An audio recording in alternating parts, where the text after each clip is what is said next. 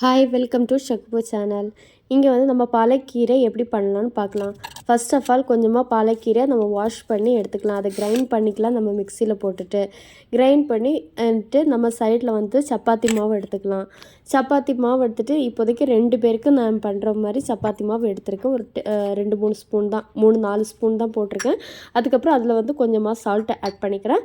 அதுக்கப்புறம் அதில் வந்து ஜீரகப்பொடி, அதுக்கப்புறம் கொஞ்சமாக பெருஞ்சீரக பொடி, வெந்தய பொடி இவ்வளோத்தையும் ஆட் பண்ணிவிட்டு அது கூட கொஞ்சமாக பெப்பரும் ஆட் பண்ணிவிட்டு நம்ம கிரைண்ட் பண்ணி வச்சுருக்க பாலக்கீரை ஆட் பண்ணிவிட்டு சப்பாத்தி மாவு மாதிரி பசைஞ்சு ஒரு 30 மினிட்ஸ் நம்ம ஊற வச்சுக்கலாம். 30 மினிட்ஸ் அது ரெஸ்ட்டில் இருக்கும்போது கட்டி பிடிக்காமல் இருக்கிறதுக்கு கொஞ்சம் ஆயிலை வந்து அவுட் பொசிஷனில் வந்து ஸ்மாஷ் பண்ணிக்கலாம்.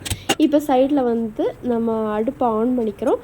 ஆன் பண்ணிவிட்டு அந்த தேய்ச்சி வச்ச சப்பாத்தி மாவை என்ன பண்ணுறோம், நம்ம திருப்பி வச்சு போட்டுட்டு நம்மளுக்கு எடுத்து சர்வ் பண்ணிக்கலாம் பிளேட்டில். அது இங்கே வெங்காயம் தக்காளி போட்டு ஒரு தொக்கும் நான் ஒரு வெஜ் பால்ஸு பண்ணியிருக்கேன். ஃப்யூச்சரில் உங்களுக்கு வேணும்னா கமெண்ட் பண்ணுங்கள், நான் உங்களுக்கு ஷேர் பண்ணுறேன். தேங்க்யூ.